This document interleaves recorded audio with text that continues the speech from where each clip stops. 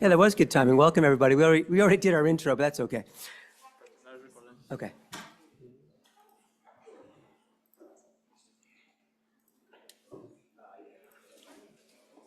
Okay, so here's the old school video.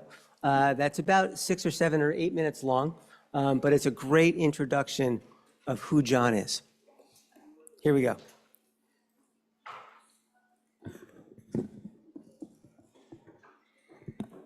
I know it's working. There we go.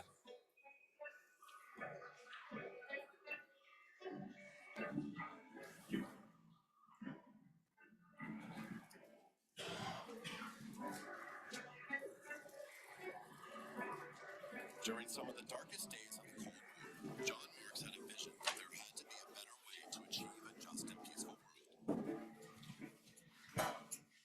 He understood that while conflict is an inevitable part of the human condition, violence is not. He saw the possibility of a win-win, non-adversarial world, and he found in search for common ground to achieve it. Let me tell you a little about John, who has not always been a peacemaker. He first worked as a Foreign Service officer, including a spell in Vietnam during our war there.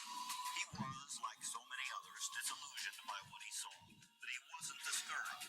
I met John during his journalism career, and I watched in awe when he switched from provocateur to peacemaker. He started Search for Common Ground in 1982 and has tackled many problems, but he's always aimed for the big prize. Our focus tonight is on yet another aspect in the extraordinary evolving relationship between the United States and the Soviet Union.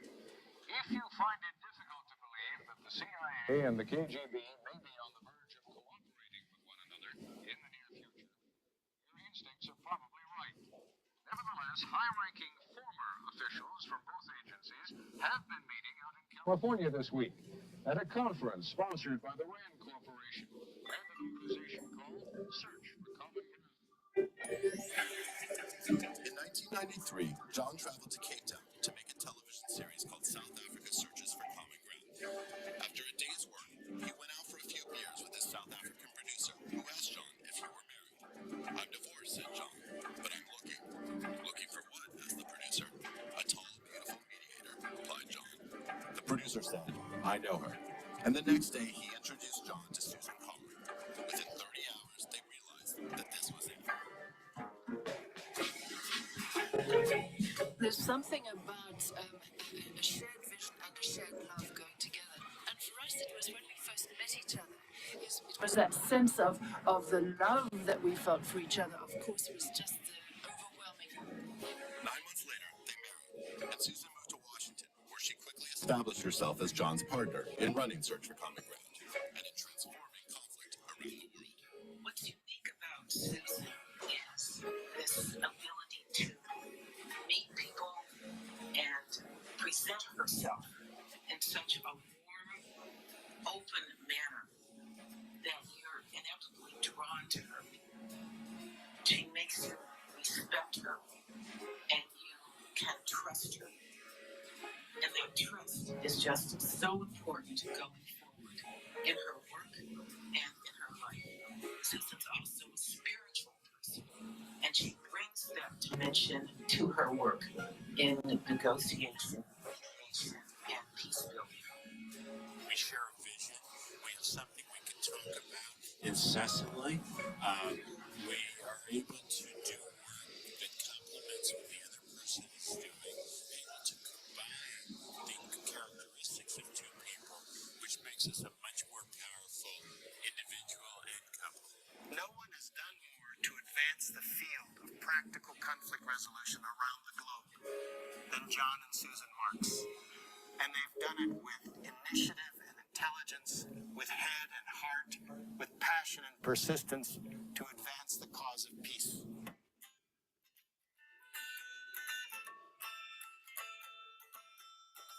John and Susan believe that the genius of search lies in the committed, gifted colleagues who share their vision.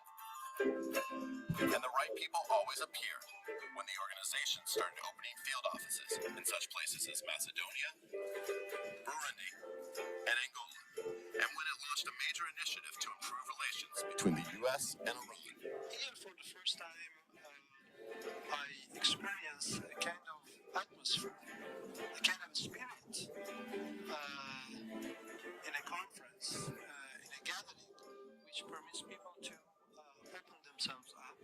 observation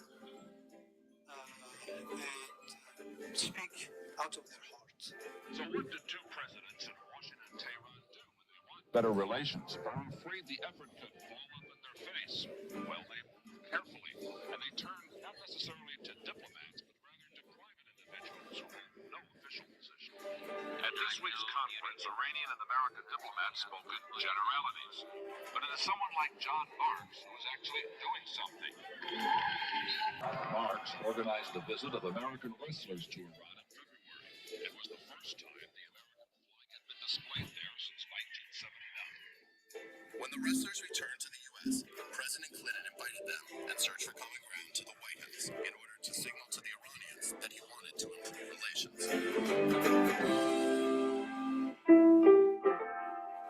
Today, Search has grown into the world's largest conflict prevention organization, with offices in 34 countries and a staff of 560. Its largest program, which season started 13 years ago, is in the Congo. This is a countrywide effort to build peace and prevent sexual violence. It includes retraining tens of thousands of soldiers and police. We see the media as a really important and profound tool for working in conflict areas.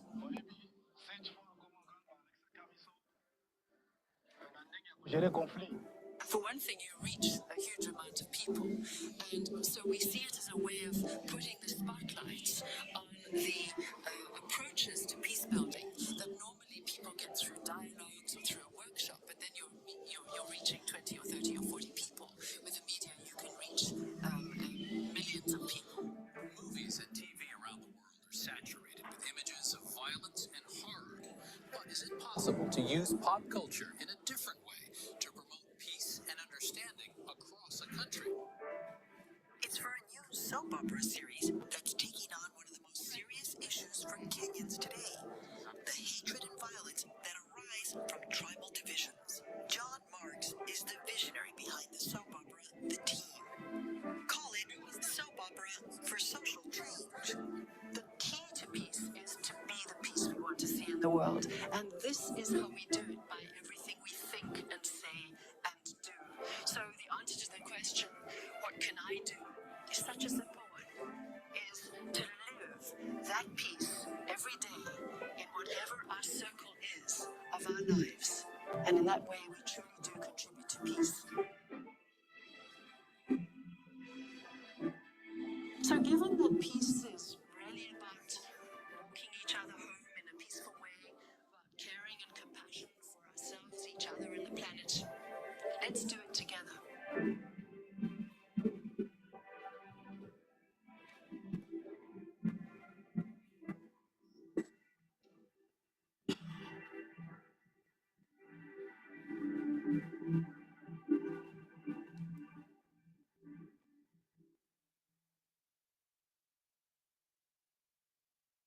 Now, that probably does deserve a round of applause.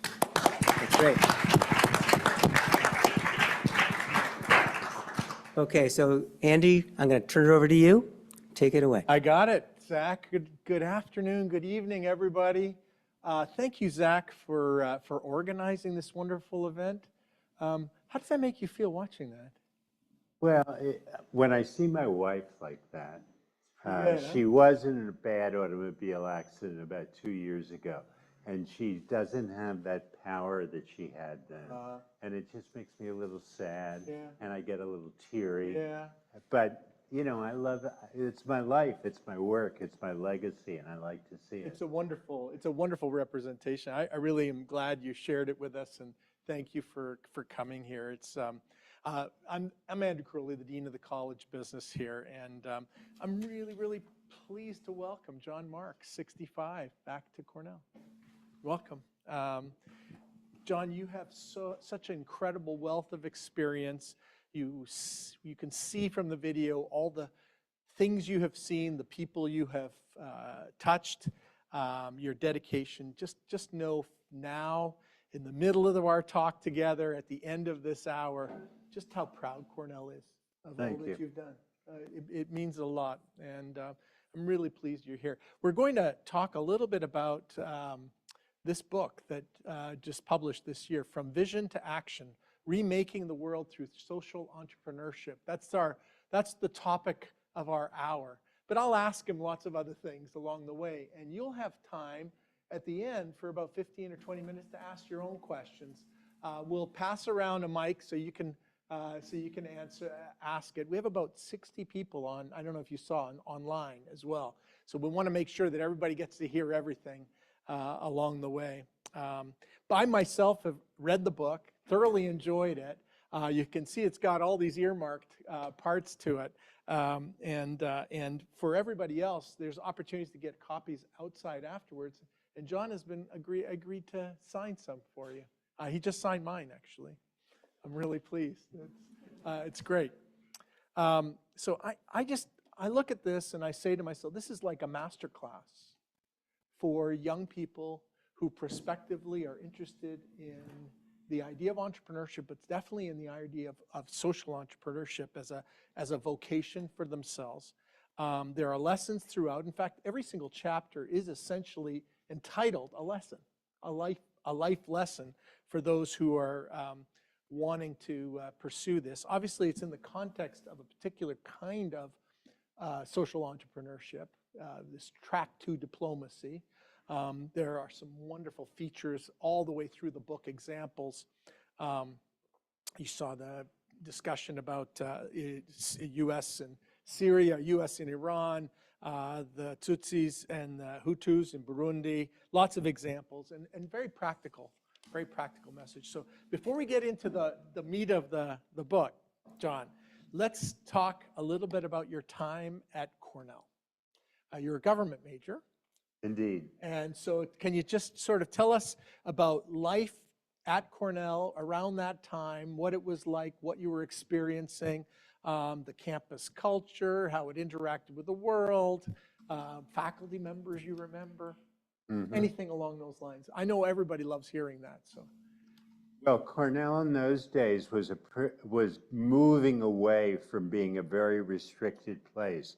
There was a huge fight my freshman year about whether young women could be in the apartments of men and what hours they could be.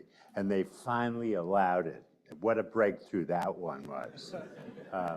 And the campus was moving in political directions and the like, but it still was a place where people got drunk on weekends and went to football games mostly. And yet, in college town, there were people who were developing new ways of being. And I was a government major, an artsy, for those of you who know such things.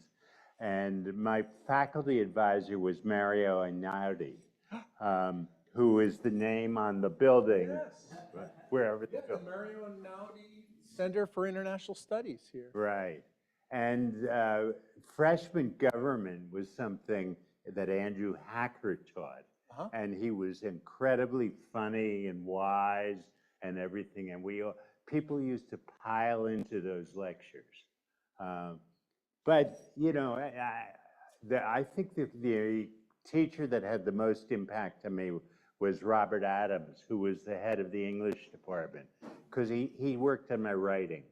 And I think I learned more about writing at Cornell than I did about government.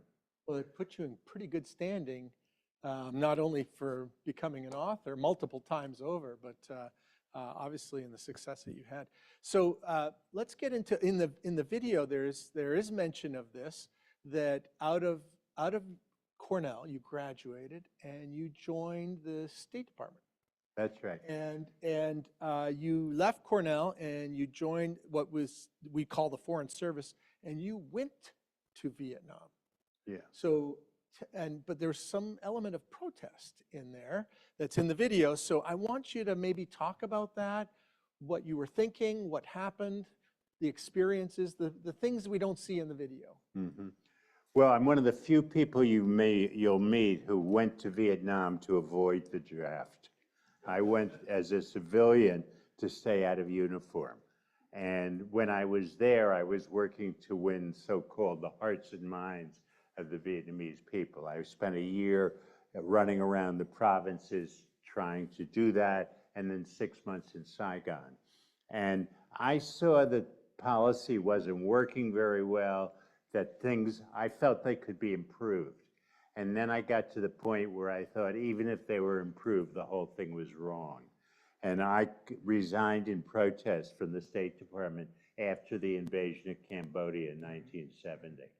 And how did that, can you give us a little insight into the moments where you made that decision to resign and how you made it known that you were resigning? And yeah.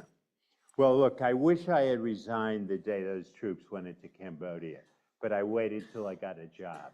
I was more conservative in my personal safety issue. And I got a job with Senator Clifford Case of New Jersey, who was an anti-war Republican. That may sound like a contradiction at the time, but the Jacob Javits, there were such people existed in those days. And my job in his office was to be in charge of the legislation that was designed to cut off funding to the war, and which was called the Case Church Amendment.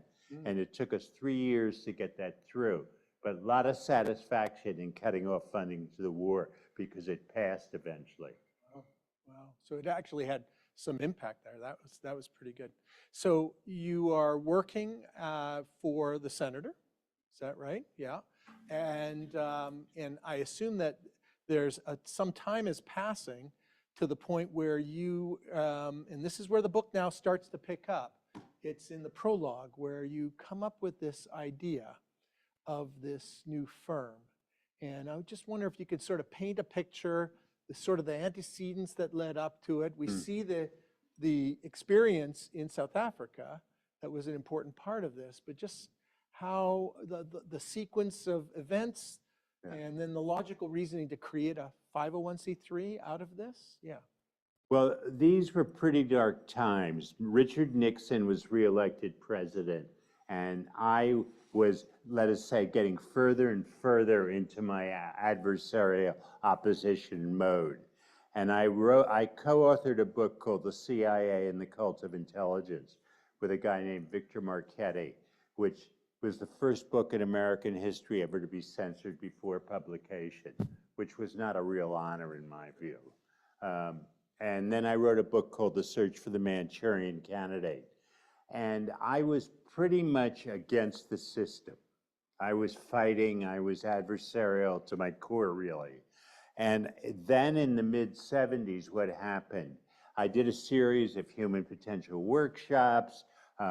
Things were changing. I started to see the world more, not in terms of black and white, but in terms of grays.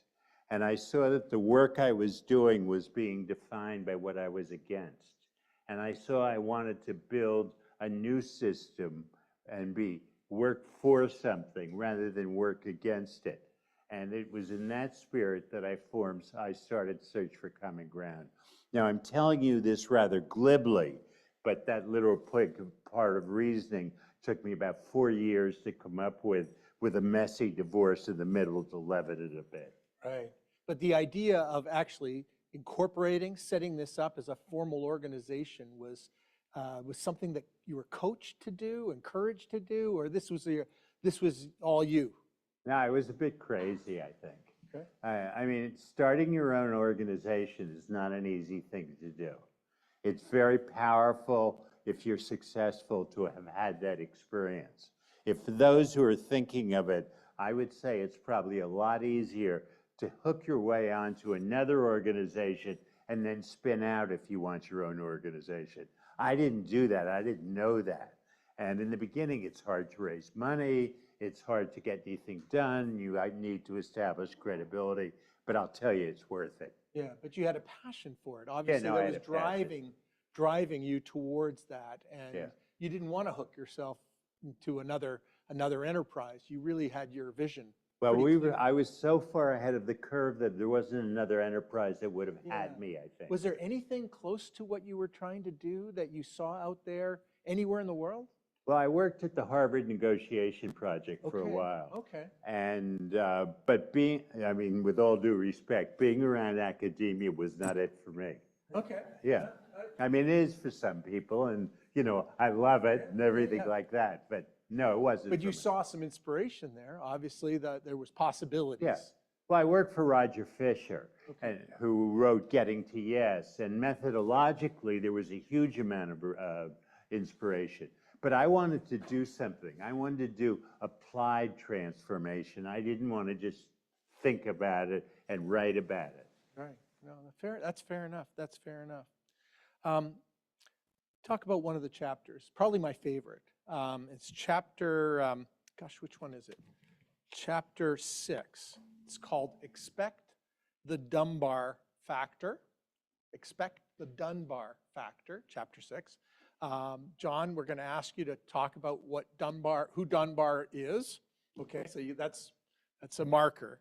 But to me, this chapter, and it's absolutely my favorite in the book, is about anticipating the unexpected, creating space in your thinking and planning to be agile, and responding to these surprises, the unexpected surprises.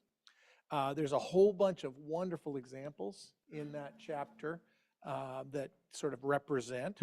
And I think it's in that particular chapter where you talk about the experience in Burundi with the Hutus and the Tutsis and bringing them together. I think that's that's featured there, that critical dialogue weekend. So I'd love you to talk about that as well.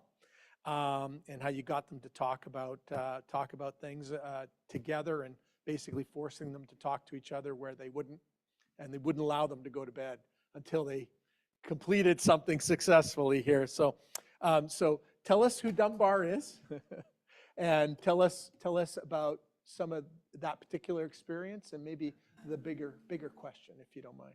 Well, Dunbar was a seeing eye dog. And for the first time in my organization, we were about to hire a person who couldn't see.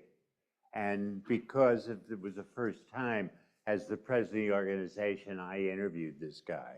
And I asked all the questions I could think of. How would he be with the computers? Would Dunbar foul the office if he had a lot of work to do? Very big consideration. But there was one question that I didn't think to ask. I would think of it now, but it just didn't occur to me. And that question was anybody in our office allergic to dogs? And the answer was yes, and it was my assistant, who I did not want to lose. So that seemed to be a problem, but I didn't think of the question I should have thought of. And the point I'm making with this, what I call the Dunbar factor, is almost in anything you do, there are going to be questions that you should have thought of, but you didn't think of. You didn't know that you didn't know about. And that is something you can't stop, but you can do workarounds, and you can be prepared, and you can not be crippled by it. And that's, if you will, the lesson. Yeah. And one of the examples I give is in Burundi, where we were working to prevent genocide. We were very much engaged, and there we had funding from U.S. Agency for International Development. And there was a coup d'etat, and there's an American law that whenever there are coups, you need to cut off funding. So we got a letter from our local aid man saying, please shut down, cut off. And I thought that was absolutely crazy, because they needed us more than ever. The coup was about ethnic warfare. We were there preventing ethnic warfare, but that was the law. But there was an exception possible, and I wrote what I would call a Hail Mary letter to the head of USAID, who luckily I had worked with on the Hill and was a friend of mine. I'm not sure this would have worked if I hadn't had that connection. Okay. Because I went through 5 levels to get to him. Okay.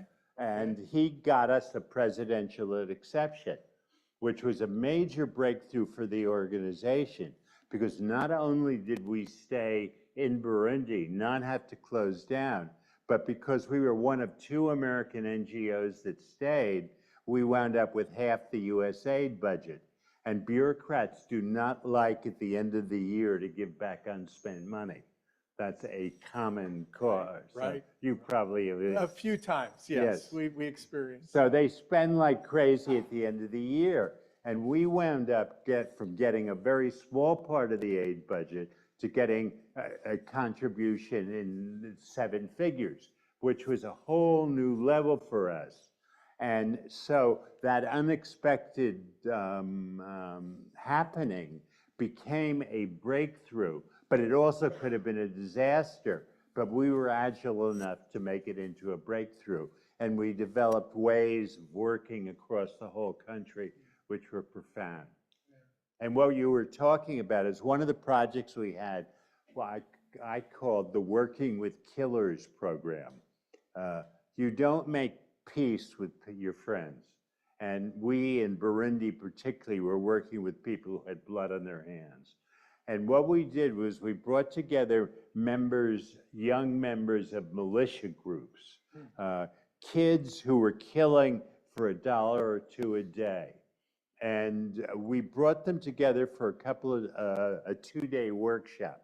Well, that was a mistake, because when you're somebody who's killing for a living, you don't want to spend the night in a place unguarded where the other side is there. I mean, that just seems to be foolhardy. So they wouldn't go to bed, and we couldn't make them go to bed. And finally, out of exhaustion and the chaperones saying they'd be up and everything, everyone went to bed. And in the morning, they came together and were able to make, I won't say they made peace, but they started to work together. And they found that the common ground was both sides felt they were being exploited by political leaders to be killers. Yeah, yeah. And that's a great example of the kind of work that was really important to the organization, right? And it wasn't in the original plans. It's like we didn't know about that because we had never had killers overnight. Right, right. I mean, when do you think about these things, right? So one of the things that is another really important lesson, and it's in the context of another chapter called Developing Effective Metaphors, chapter 9. So I'm giving you guys, encouraging you to put markers in the books that you'll get outside. Yeah. It's really about how effectively you use media, and there's mention of that in the video there, for promoting peaceful understanding and engaging young people, coerced into militia activities like what you're describing here. But there's this incredible story, and I was tempted to read it out loud, the passage from the book, but I'm gonna let you tell it, okay, in your own words. But it's there's an incredible story where you're producing and hosting a television series entitled "Search for Common Ground," and it's in one episode you're interviewing Wayne Lapierre, who's the chief lobbyist, head of the NRA, National Rifle Association, and Pete Shields, an anti-gun activist who had lost a son to gun violence. And so you know where I'm going with this, right?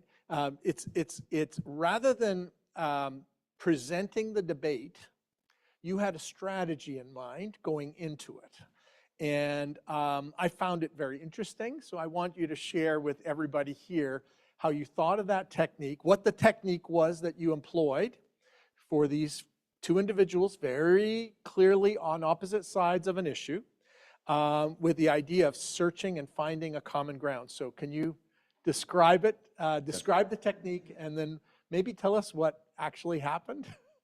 Well, each of them was asked at the beginning of the show to state their core position in about a minute. But instead of the second one then going and doing his, what they were told to do was repeat the first ones to the first one's satisfaction, which changed the whole dynamic because they had to listen. And listening is a very key part of this kind of work that we do. And many people, when they're in that kind of situation, are thinking ahead to what they're going to say next. I know, because I've done that myself. Yeah, we're all in that situation. Yeah. Well, try and do our process if you're not listening. and they had to listen. And then I would ask them to define the core disagreement between them, and they would come together and come up with it. And then we would ask, well, where do you think the common ground is? And let me say, I would have a list going in. I was doing the moderating, and we had, it was television, so we had a scoreboard. And whenever they reached a point of common ground, it went up on the scoreboard electronically. And if there was a disagreement, we put that up too. And by the end of it, they had agreed on about 8 things. Now, this is the NRA and their bitterest enemies. And unfortunately, they were so angry at each other, they refused to take cabs to the airport when they were going to the same cab to the airport, even though they were catching the same plane back to Washington. I mean, we didn't change who they were or what they were doing, but we found immense areas of common ground. And I tried to sell that format to like CNN, but they thought, and I heard this from a producer of Nightline, that conflict was boring. I mean, excuse me, that agreement was boring, and the conflict was the way you brought in. For TV. Yeah, there's a kind of a cliche, if it bleeds, it leads. And that's unfortunately the way most television is, even today. And I think that television media can be used in much more constructive ways. But that was the last series we ever did in America, again, because we couldn't raise money in America. And we moved our operations overseas. And as the film you saw showed, we got into drama. Soap opera for social change was a way to reach audiences, huge audiences, millions, where talk shows didn't reach that kind of audience. And we did one, the one you saw a little bit about up there was called The Team. In every country, it was about a fictional football team, as the world calls it. And on the team were representatives of the ethnic diversity of the country. So in Kenya, everybody was from a different tribe. Every player was from a different tribe. In Morocco, the players were urban and rural. In the Congo, it was all girls, and the problem was sexual violence or preventing sexual violence. And, but in a couple of countries, in Sri Lanka and Pakistan, we use cricket rather than football because cricket was the most popular sport. But the core metaphor everywhere was if they don't cooperate and play together, their team will lose. That's the core metaphor of most sports, and that was a very effective metaphor to teach millions of people that whatever their ethnic, religious, gender differences were, it wasn't necessary to fight. They could cooperate and win. It's good. It's really good. I'm going to ask one more, and then we'll go into the room. And I hope you're starting to formulate your questions for John. But this one, I don't know. I'm going to call it a meaty question, John. You're a professional diplomat. I'm a finance scholar.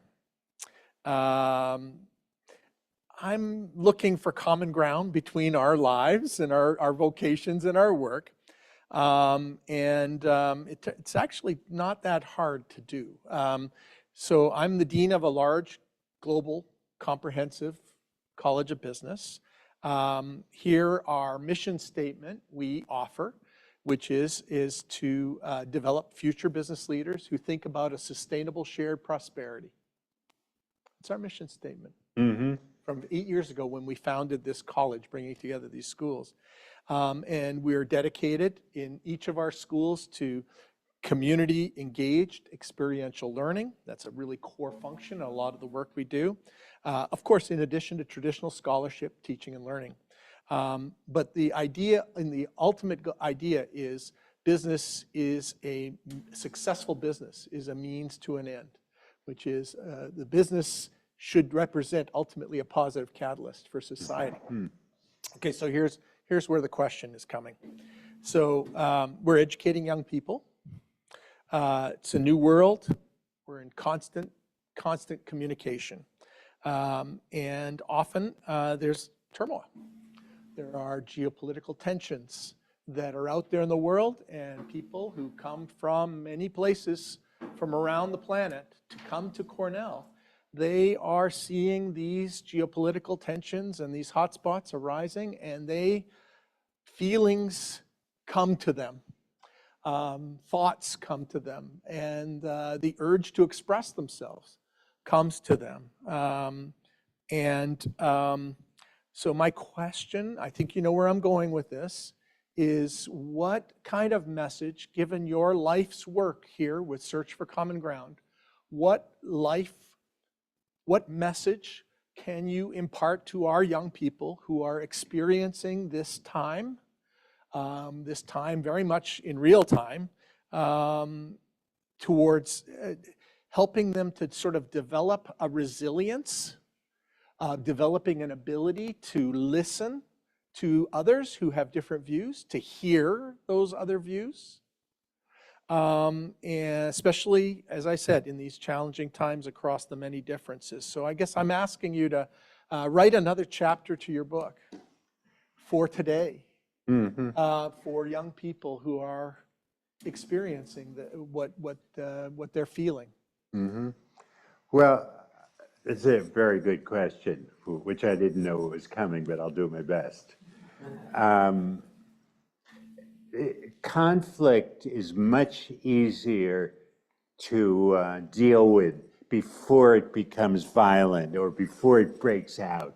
For example, what happened after October 7th of last year would have been a lot easier to deal with on October 6th and October 8th, just to start with. So if you can do as much as possible before these things get to that stage, you can anticipate them and the like. And I find that dealing with specific issues, our mantra has always been understand the differences and act on the commonalities.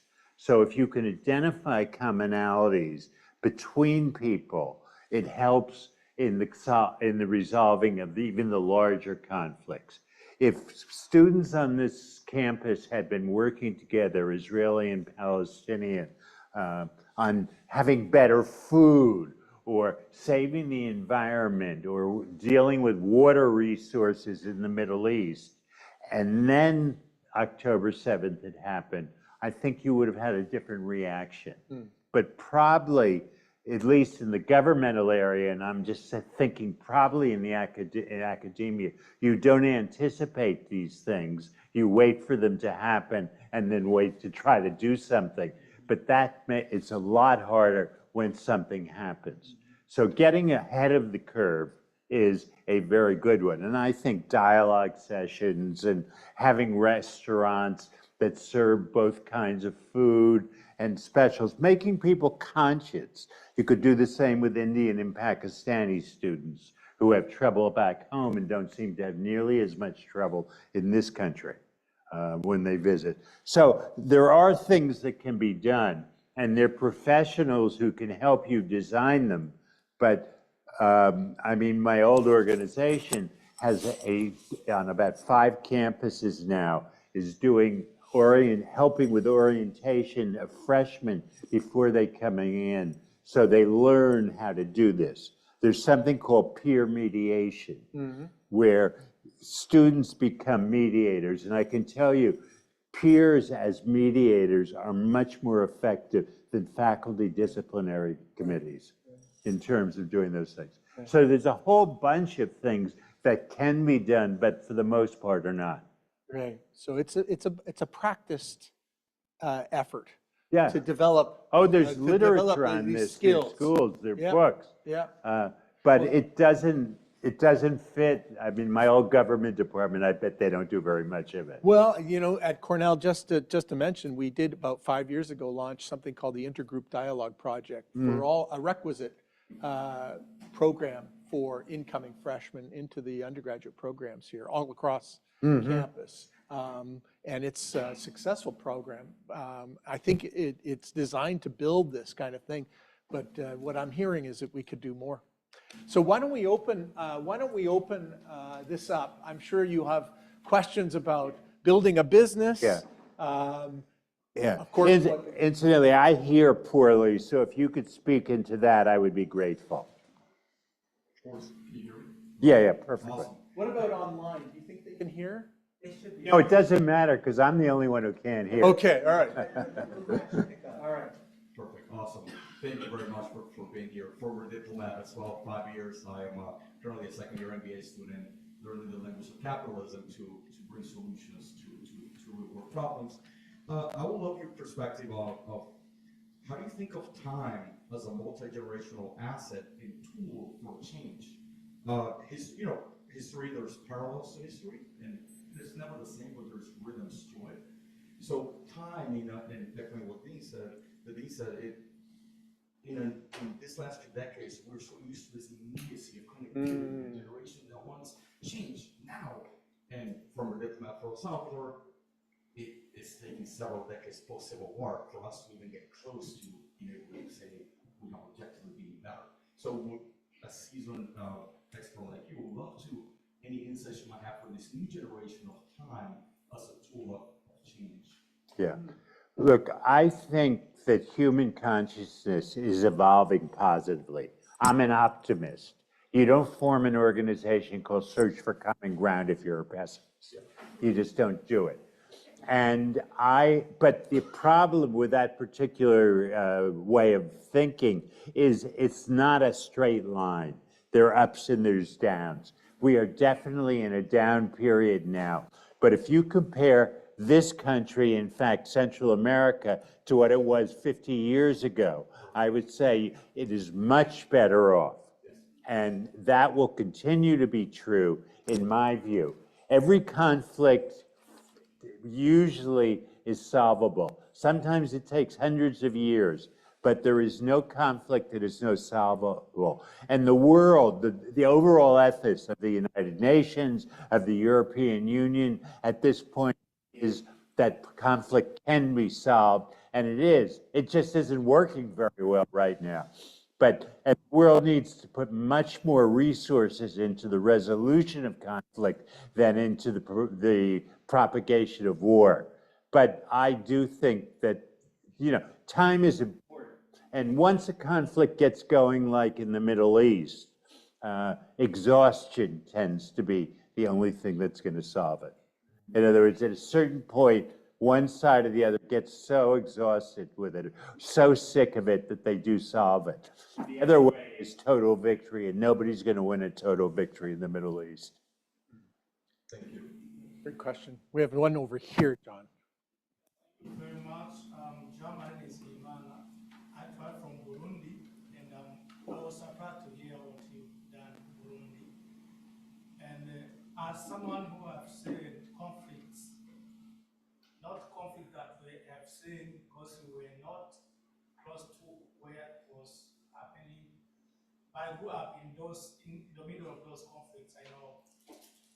And as someone who has experienced those conflicts and have played a big role in just solving those conflicts, and as we are looking for building a new Burundi now,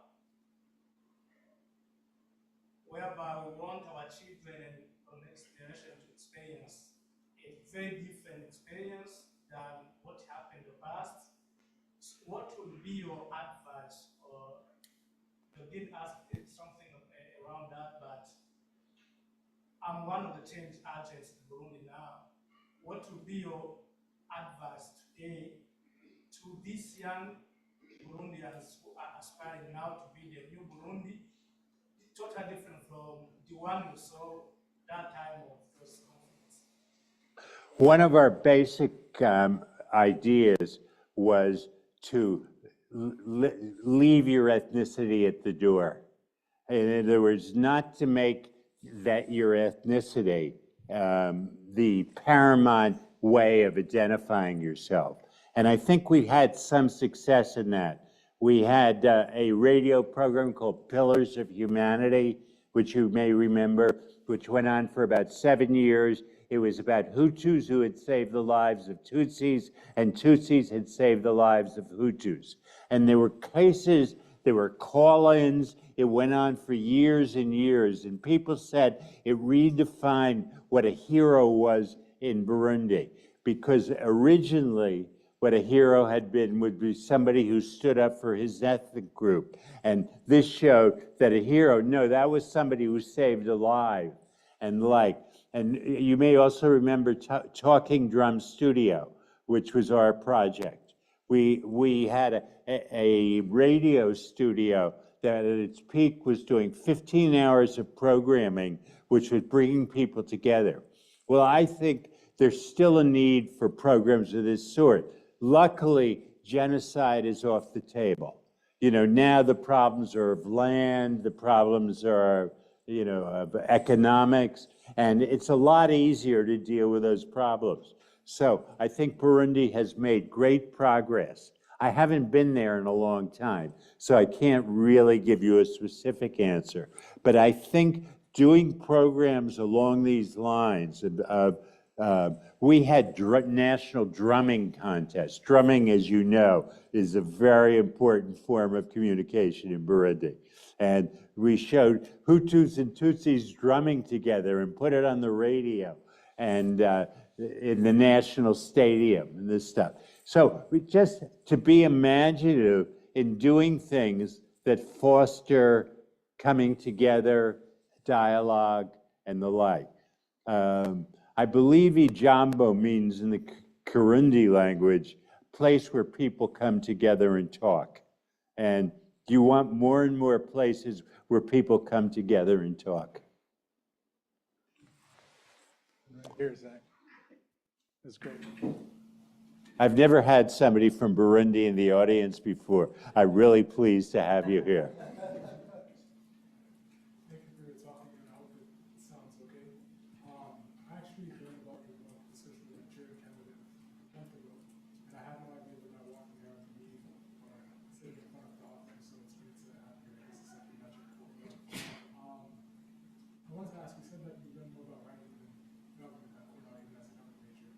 So I wanted to ask, throughout your journey in and working in and with government, what were the most important lessons you learned about government? Not maybe particularly the U.S. government, but how to govern generally. What were the most, what I didn't, lessons? Lessons about government. For me, I was in the State Department 4.5 years. So I was still very, you know, I wasn't at the top of the pyramid. What was the most important thing for me was I learned something about how government worked. I learned how, if you will, how to influence government, how to do it. And then, as an investigative reporter, I learned how to find out information. And all those things went into being a successful leader of a non-governmental organization. It was training, though I hadn't realized I'd been in training. But I learned how to manipulate the system. And that probably was the most important thing that I learned. And I wasn't so good at it, but I was good enough. There's one over here, John. Hi, John. I can hear you. I don't know if anyone else can, but I can. Okay, perfect. My name is Kilola, and I'm from Kyrgyzstan. And your organization settled down in Kyrgyzstan as well. The Common Ground is right now working pretty well as an international organization. And I would like to ask you one question. You know, as a post-USSR country, and you've been settling this organization during the USSR time, which challenges did you face, and how was your experience since country being so much close and it's been so much under Russian effect? Thank you. The culture in Central Asia has real problems because of those Soviet years, because you wouldn't have had a session like this, you wouldn't have had individual initiative to the extent, there would have been somebody giving you a lecture. and you probably wouldn't have liked the lecture and the like. So it probably is going to take a couple of generations before, if you will, that Sovietization goes away. I mean, the need for central planning, for example, I think is not conducive to progress. It doesn't work very well. And it's good that the new generation is learning new ways and everything like that. We've worked more in Tajikistan, and we have a really good leader there who's managed to put together high-level forums from the stans, from the various countries. And that's worked very well. And the idea of regional cooperation is a new one, fairly new, and we've been able to do quite a bit of things in that area. So those are some of the things. I'm not really an expert on it, so I'm not going to go any further. But those are the kinds of things that we can do.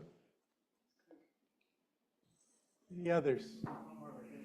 Pick one more.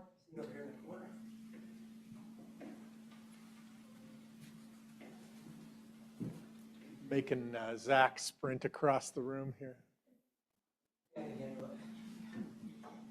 so much for the talk today. I really like how you have different aspects of soft power and honesty.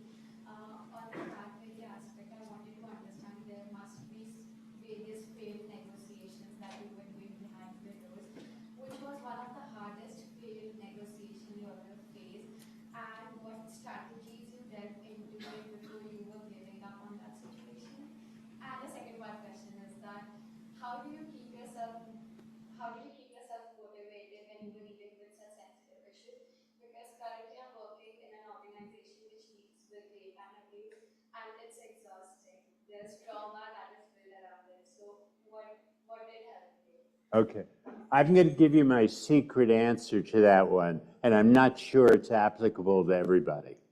But I practice what I would call spiritual Aikido. Aikido being a martial art, and what it's not is boxing. In boxing, if an attacker comes at you, you go bop, and you try to reverse their energy flow by 180 degrees. In Aikido, if an attacker comes at you, you divert it by 10 degrees or 20 degrees, you blend with the energy, you accept it, and you blend with it. And what I do, and you make both of you safe, it's kind of the physical metaphor for conflict resolution there. And what I do is, if I'm in the middle of a nasty conflict, and I've been in the middle of some very nasty conflicts, I don't try to confront it. I don't go, stop.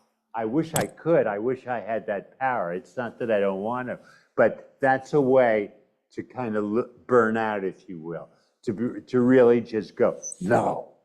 And what I do is I blend with it, I accept it, and I find some way to divert it by 10 degrees or 20 degrees. I have another strategy too. I get my satisfaction from a place where things are really working. So if I'm in the Middle East and things aren't working well, we've got a great program in Burundi, I might say, or in Congo or whatever. Usually, once the organization got into all these countries, there was always a place that was working. And so I would get my satisfaction somewhere. Like most people, I like to be satisfied. But I didn't have to have satisfaction in a direct place I was working. Well, we're going to wrap up here, but I wanted to give you, first of all, I wanted to say, John, how grateful we are that you've come back home, and to share all of these brilliant thoughts. I'm going to remember that Aikido, we call it intellectual Aikido. I know it's a chapter in there, but that's something that I'm going to remember a number of things that you said today. But I want to give you the last word and share with this Cornell community here before you anything that you would like to share with them. I emerged from Cornell at 22 years old. I had none of these thoughts in me. I kind of evolved. I mean, it was there somewhere, perhaps deep down, but it's possible. You can have the kind of life you want. You can have a life that makes your heart sing. And that's probably the most important thing you can do as an individual, whatever that happens to be. And the other thing I want to tell you is Cornell and Zach's program has agreed to give you all books. So there's no money going to be changed, and I'm going to be glad to sign them to you. Thank you so much for that, John. Ladies and gentlemen, please join me in thanking.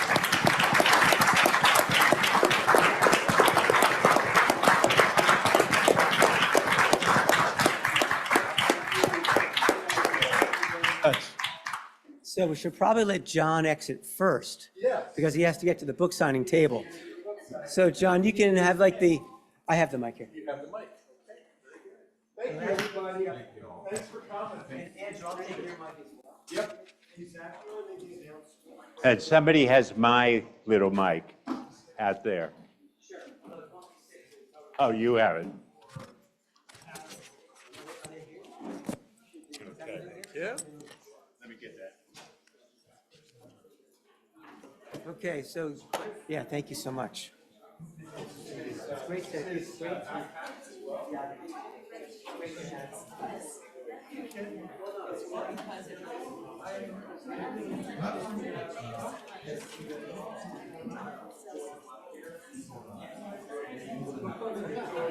Conversation very comfortable.